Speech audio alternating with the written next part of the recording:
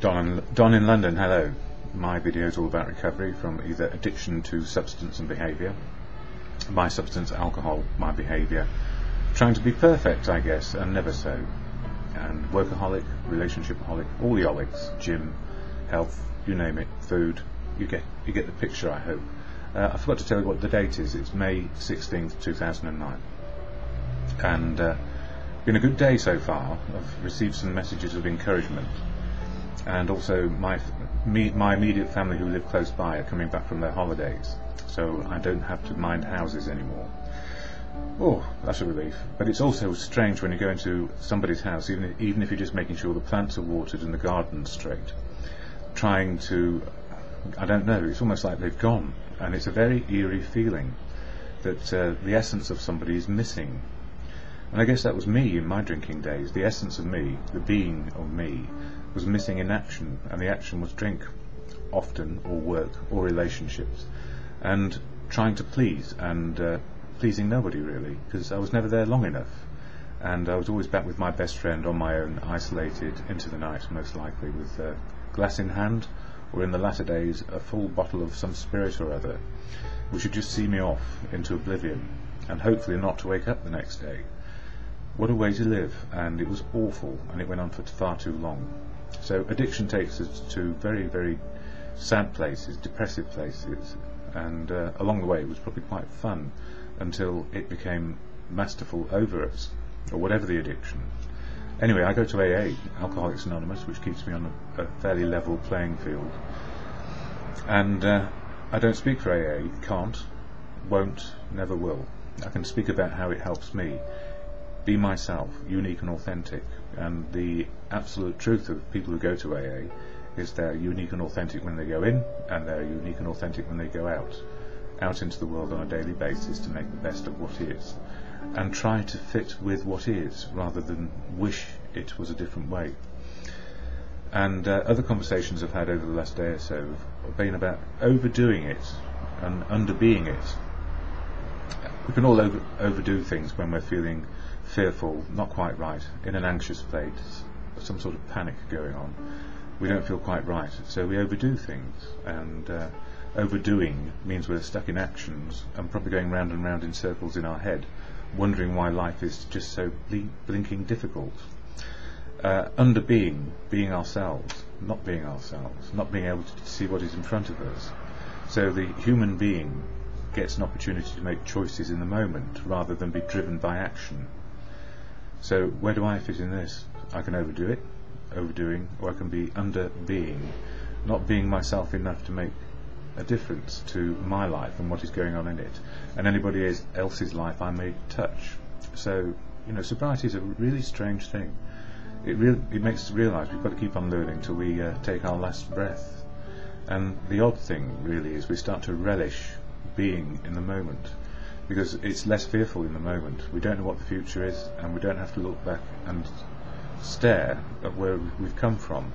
But before we get to the place of not looking back too much, or staring, we need to do our fearless moral inventory, which is step 4 in the 12-step action program of the fellowship, and then share it with another human being and God, or your good conscience, in step 5, which is, for me, May, in one of the books I share here on my YouTube videos, and it's Daily Reflections, this one.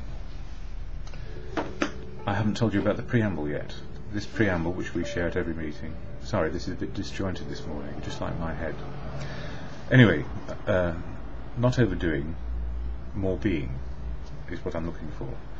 AA, what is it about? The fellowship. Alcoholics Anonymous is a fellowship of men and women who share their experience, strength and hope with each other, that they may solve their common problem and help others to recover from alcoholism. The only requirement for membership is a desire to stop drinking. There are no dues or fees for AA membership. We are self-supporting through our own contributions. AA is not allied with any sect, denomination, politics, organisation or institution, does not wish to engage in any controversy, neither endorses nor opposes any causes. As a fellowship, our primary purpose is to stay sober and help other alcoholics to achieve sobriety. So it only has one primary purpose, that's to be sober. And the 12 steps of action, which I mentioned, it's all about attitude and behavioural change. So, it's not out there in the mysticism of spiritual. What is spiritual in my program is the ability to see truth, the reality of now, and be in the moment, rather than worrying about the past or where I've come from or where I might be in the future. The future hasn't happened yet, so the gift for me is to be in the moment. And I speak for myself, not for AA, but if I didn't really mention AA, it would be unfair on the fellowship, because the fellowship is the reason why I'm still here, and I don't forget that. So when I'm talking about step 5 in the daily reflections, it's all about sharing our moral inventory, of our fearless moral inventory of ourselves, what we resented, what we feared, what defects we have, what assets we have. So it's not all a bad gloomy picture, and the sooner we do these things, the more we can put these steps into practice, because a 12-step action program is no good if there's no action. But again, we mustn't overdo it. We need to make gentle progress and learn and understand we are experiencing the steps and how they work in real life. So in the daily reflections, the one for today, this is the one I really had a problem with, because I thought I did it all the time. It says we forgive for May 16th. Often it was while working on this step with our sponsors or spiritual advisors that we first felt truly able to forgive others. No matter how deeply we felt they wronged us, our moral inventory had persuaded us that all-round forgiveness was desirable, but it was only when we resolutely tackled step 5 that we inwardly knew we'd be able to receive forgiveness and give it too. So it's a two-way street. We can't not forgive people and forgive ourselves. And if we're forgiving ourselves, we must forgive everybody, everything, because even when people do their worst, they're trying their best in their own eyes. So what a great feeling forgiveness is. What a revelation about my emotional, psychological and spiritual nature. All it takes is willingness to forgive. God will do the rest, all good conscience. Or God works through people, and all it takes is willingness. Oh, blimey.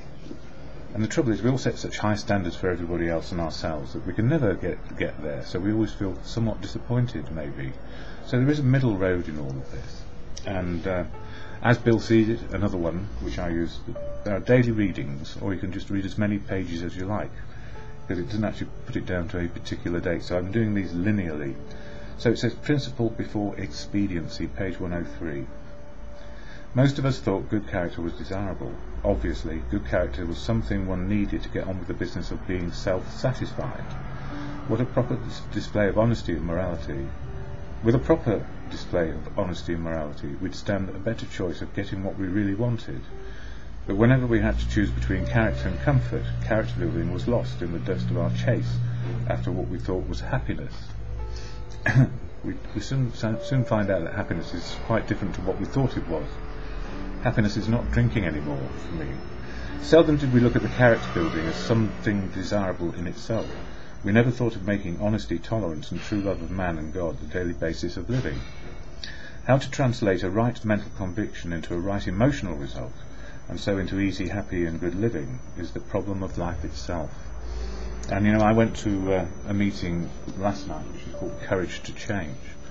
And that sentence, or those 3 words, courage to change, is part of the serenity prayer, which is God grant me the serenity to accept the things I cannot change, courage to change the things I can, and the wisdom to know the difference. And in fellowship we learn it's spiritual and emotional and physical well-being, good measures we can employ for ourselves to see how we're getting along. And as we go along,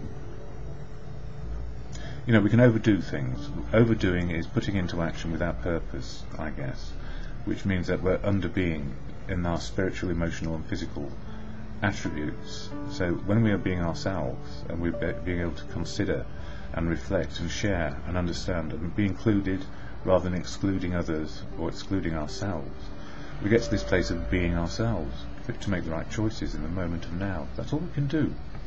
And when we say, God, or in good conscience, grant me the serenity to accept the things I cannot change, courage to change the things I can, and wisdom to know the difference, it really is just for one day. Today, more later.